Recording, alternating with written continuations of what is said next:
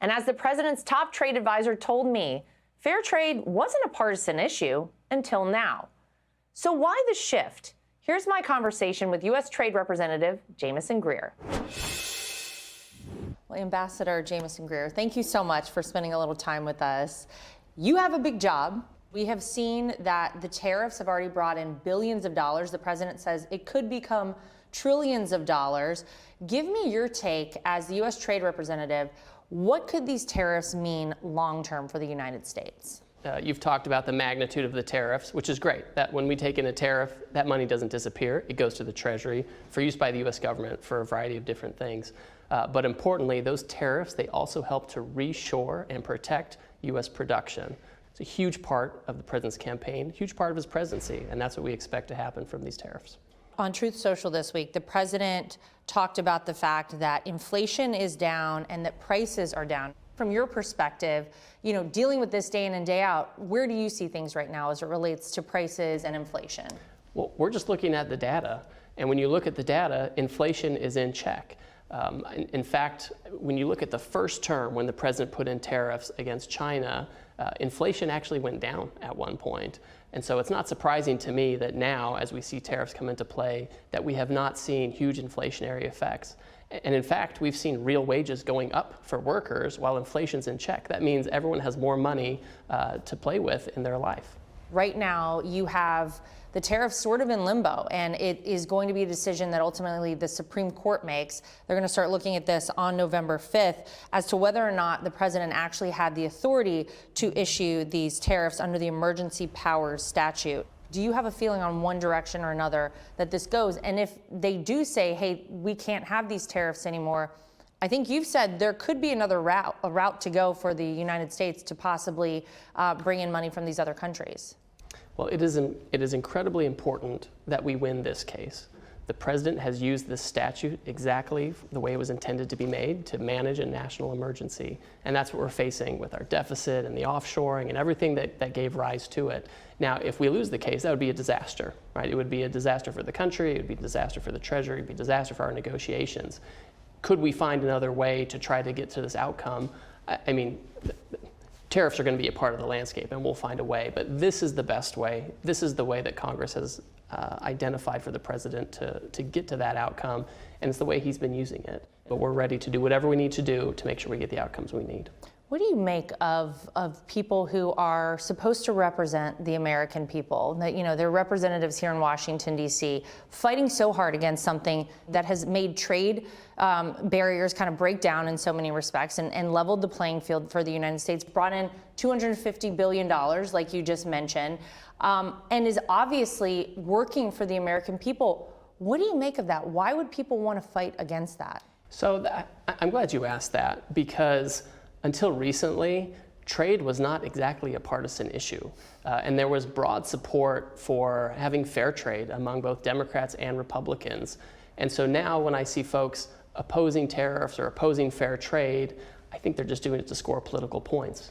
I think everyone knows that the system has not been working for Americans, regardless of their political stripes, and that the president's actions are, first of all, way overdue and effective for Americans of all political stripes. And let me ask you about this president, because I know you worked during the first Trump term, the first administration. You worked under Bob Lighthizer at the time. So maybe give me your Donald Trump 1.0 and Donald Trump 2.0 assessment from your position. Well, the first term felt incredibly successful. It was incredibly successful. We put tariffs on China and had a deal with China. We replaced NAFTA. We got a deal with Japan. We revised our Korea deal. But this term, everything is in the stratosphere. It almost doesn't compare. We're negotiating with 40 or 50 countries right now. Every day, on behalf of the president, I'm speaking to trade ministers, foreign ministers, presidents and prime ministers of many countries who want to go along with the U.S. in the new trade policy. I've only been confirmed since February. I'm pretty tired, but I'm really excited because the president has given us incredible amounts of leverage, and he's given us all the steer we need to go out and do what's right for the American people. And when it comes to securing leverage for America, there's one trade relationship that immediately comes to mind.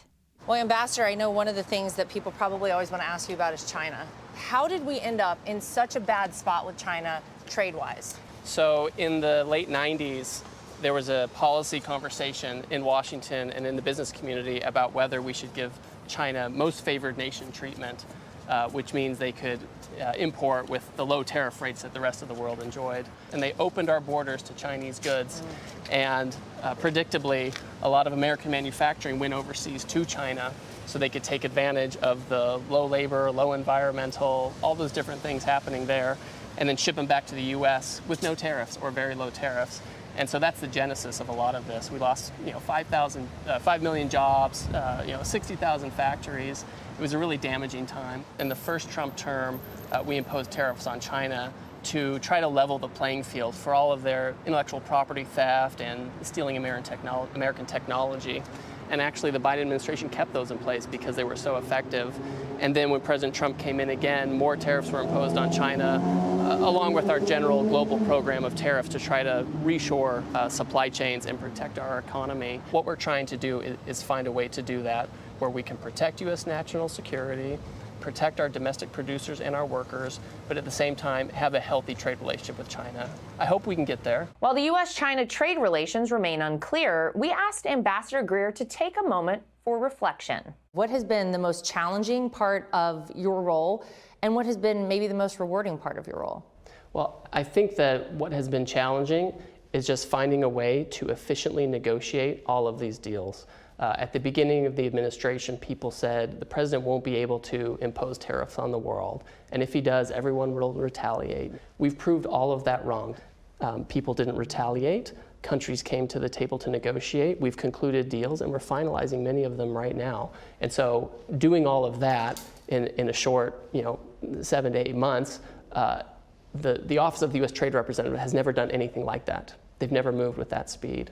And I would say that the most fulfilling part is frankly working with other Americans. We work with everybody. We work with big business, we work with small business, we work with the unions, we work with civil society. We get to see a huge swath of the economy, and we all work together to try to deliver for America. And it has been it's been incredibly fulfilling to see everyone come together to make it happen. Another important topic during my conversation with Ambassador Jamieson Greer, potential tariffs on the movie industry. President Trump is weighing a 100% tariff on movies filmed outside of the U.S. Here's what the trade representative had to say about that. When a film is produced somewhere else, that means that the workers, the staffers, the caterers, the construction workers, not just the actors, but all of those folks, they're being employed overseas. So right now, we're looking into an investigation to get to the bottom of these foreign trading practices, take a look at why films are going overseas as opposed to staying here, and take action as appropriate. We want to get to the bottom of this issue and try to fix Hollywood, as the president says. Click here to subscribe to the Fox News YouTube page to catch our hottest interviews and most compelling analysis. You won't get it anywhere else.